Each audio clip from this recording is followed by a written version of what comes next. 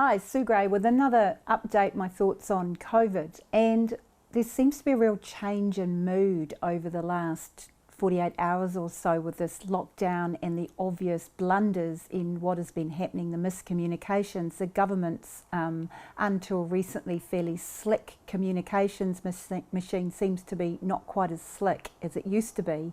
And this idea that the Prime Minister's prepared to blame individuals rather than accept responsibility for breaches by the government is not going down well, with people in Auckland whose businesses are closed, jobs are at risk, lifestyles are changed, but even the people in the rest of New Zealand, because it affects actually all of us.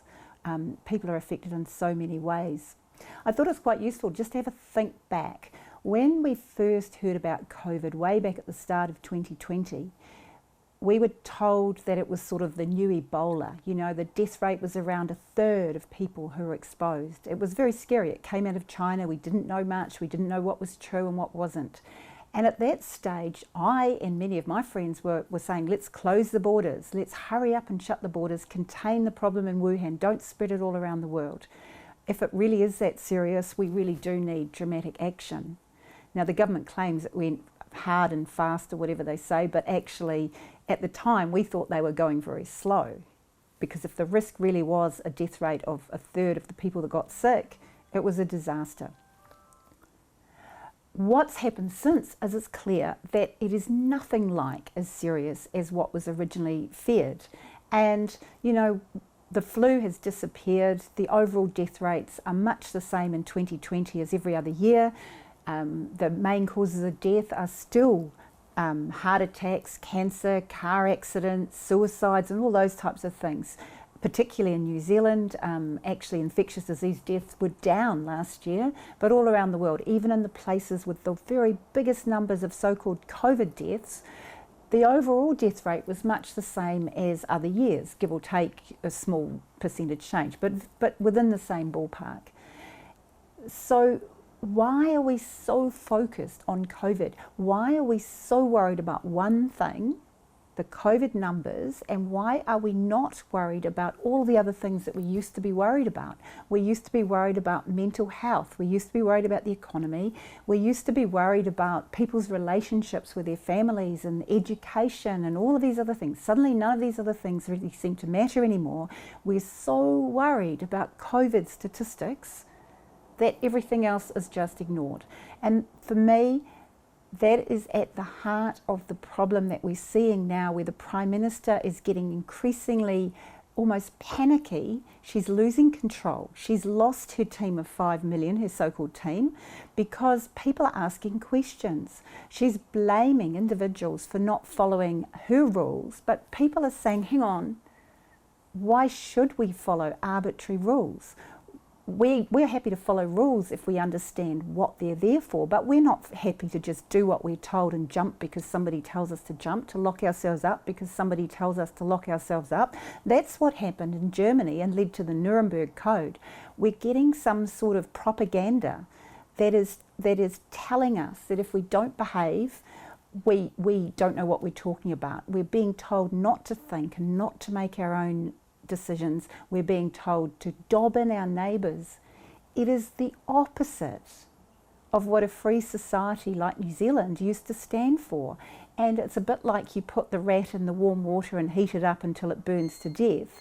It happens slowly, but what's happening is very, very serious in terms of the effect of our quality of life in New Zealand, what it is to be a New Zealander, what it is to be a free person, what it is, you know, the questions we've got to ask. What is the role of government in our day-to-day lives? We've always been protected by the New Zealand Bill of Rights. We've been protected by international agreements recognising our civil and political rights, and yet somehow COVID has been used to justify removing all of those rights.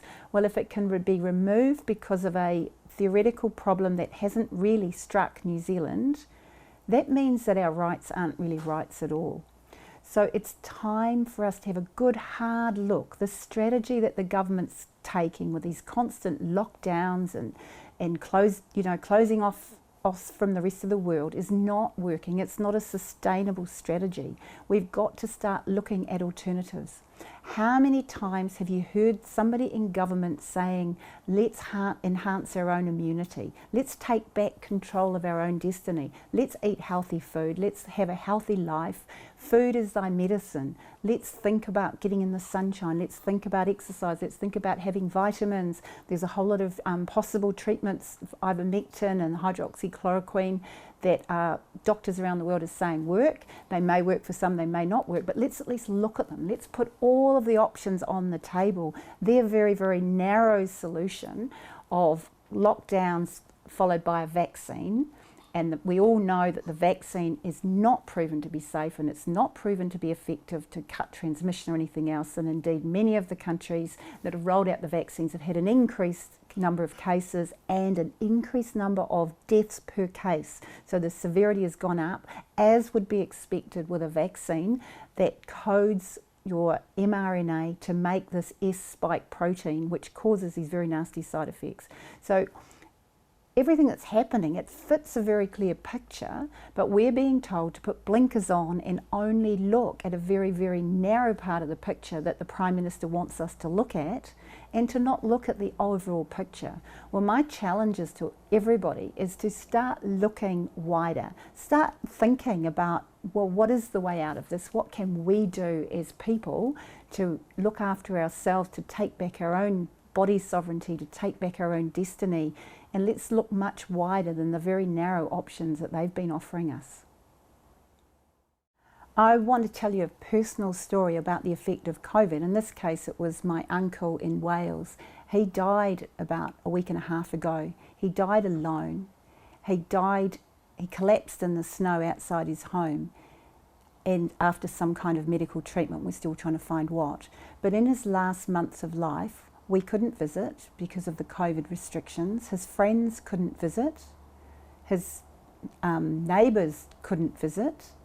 And so it's an incredibly sad way to end your life when you can't connect with the people that you most love. You know you're ill, and yet almost all the services are closed. You can't go to the library and have a cup of tea. You can't meet friends or do any of the things that you love doing. So it really made me think that we have to start thinking about quality of life, not just length of life. Because if we're only measuring length of life, we're not actually measuring the things that matter. We're missing the really important connection. The Prime Minister's message throughout last year at least was, be kind, be compassionate. Well, the new message she's been given us is dob in your neighbour, which is, in my view, not at all kind and compassionate. We've got all sorts of cases that are not at all kind and compassionate. And I think that what's really important is that as human beings, as living people, we naturally are kind and compassionate. We naturally want to connect with people. We want to be with our tribe, with our herd. We want to have fun. We want to go and have adventures. We want to live our lives. And we don't mind being careful if there's a real problem. But we also have to balance the seriousness of the problem against the loss of all of the things that are so important to us, because everything has got so out of proportion. With the ongoing lockdowns, the ongoing certainty, this locking up of a mother and her baby in a windowless room, all of these cruel and inhumane things are happening to people. People that have got a university qualification can't get a job, or there's so many adverse effects on our mental health and our physical health and our future hopes.